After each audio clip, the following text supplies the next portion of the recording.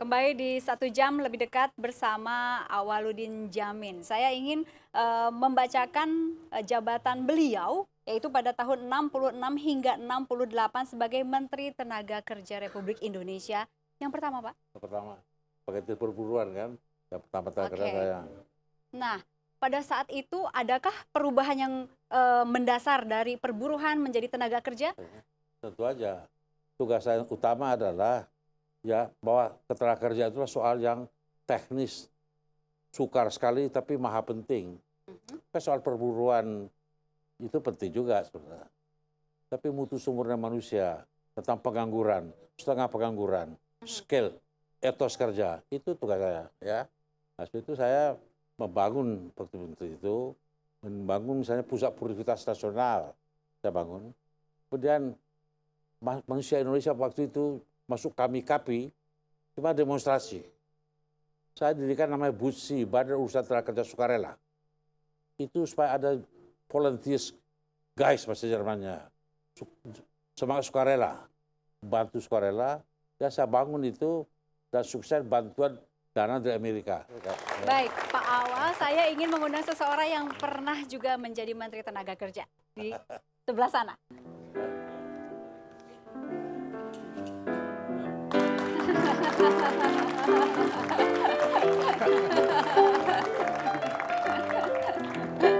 Selamat malam Pak Kosmas. Silakan.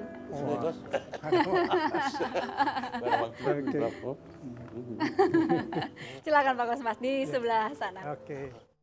Pak Kosmas, pada saat menjadi Menteri Tenaga Kerja, hal apa yang masih tersisa dan menjadi sesuatu yang mendasar di Departemen Tenaga Kerja, sisa-sisa peninggalan beliau?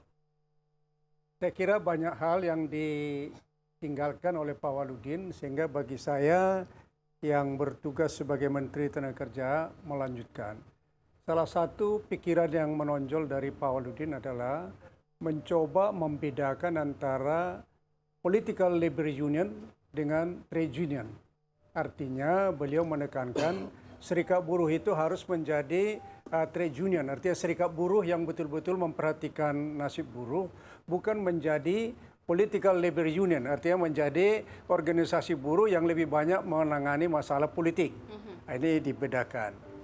Yang kedua juga pikiran jernih dari Pak Awaludin adalah menekankan bahwa serikat-serikat buruh itu harus mengorganisir berdasarkan sektor industri. Nah, sehingga dengan demikian serikat-serikat buruh benar-benar menampung aspirasi dari buruh menurut sektor-sektor industri. Baru yang ketiga saya lihat adalah beliau waktu jadi menteri berhasil menjajaki mendirikan satu yayasan. Yayasan Tenaga Kerja yang menurut saya sangat mendasar karena yayasan ini memperhatikan pengembangan sumber daya manusia. Beliau merupakan tokoh yang sangat memberi landasan-landasan bagi penanganan masalah tenaga kerja di Indonesia. Nah, kita jangan lupakan, beliau juga memperhatikan masalah jaminan sosial tenaga kerja. Pak Awal, pada saat membentuk Jam Sostek ini, kenapa ada pemikiran itu, Pak?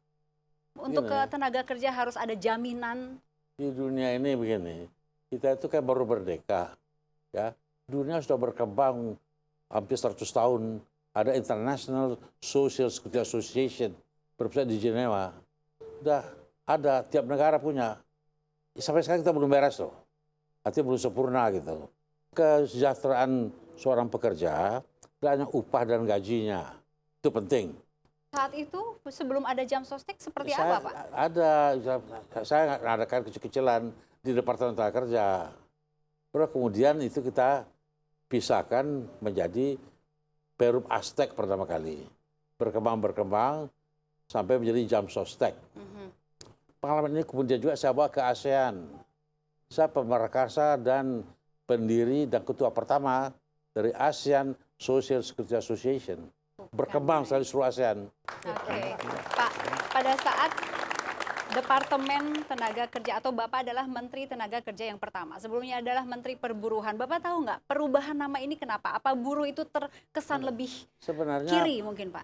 Jadi dia nama itu membawa pengaruh. Nyatanya sebenarnya terjemahan apa? Kalau dikata arbeit itu bahasa Belanda, ya ini jadi soal dapat serikat buruh jadinya. Semua pimpinan serikat buruh ada di perburuan dulunya. Pegawai departemen perburuan semua pengurus serikat buruh.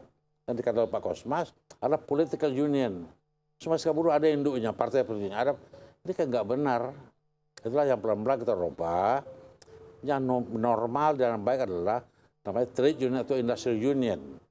Ini misalnya buruh perkebunan namanya. Buruh transport. Dunia begitu. Ini saya bentuklah namanya SBLP, Serikat Buruh Lapangan Pekerjaan.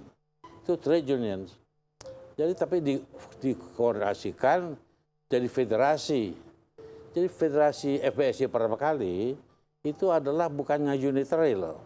Itu federasi pada trade unions. Hancur kemudian dirubah jadi SPSI. Tidak mengerti yang federasi itu adalah trade unionsnya. Jadi saya bisa tambah ya. Sebenarnya penekanan dari Pak Waludin adalah serikat buruh itu harus lebih memperhatikan kepentingan buruh. Jangan lebih banyak mereka berbicara masalah-masalah politik. Nah, dengan demikian pengarahan yang diberikan adalah harus mengarah kepada serikat buruh yang sungguh-sungguh berbicara mengenai kepentingan buruh. Jangan hanya menggunakan nama buruh, lebih titik beratnya kepada masalah politik. Anda selain mengenal beliau sebagai sama-sama mantan Menteri Tenaga Kerja, apalagi Anda kenal secara pribadi dari seorang Awaludin Jamin? Sebenarnya Pak Waludin saya kenal pertengahan tahun 60-an ya. Beliau waktu itu komisaris besar atau apa namanya di tahun 64 saya udah kenal beliau. Beliau menjadi tokoh yang kita kenal karena di kalangan tokoh-tokoh mahasiswa di antara kami juga mengenal pendahulu kami. Jadi rupanya Pak Waludin juga dulu tokoh mahasiswa, tokoh ya ada juga suka dansa juga beliau. Suka dansa juga ya. Gerakan mahasiswa Jakarta dulu beliau terlibat. Jadi saya kenal beliau dari sudut itu.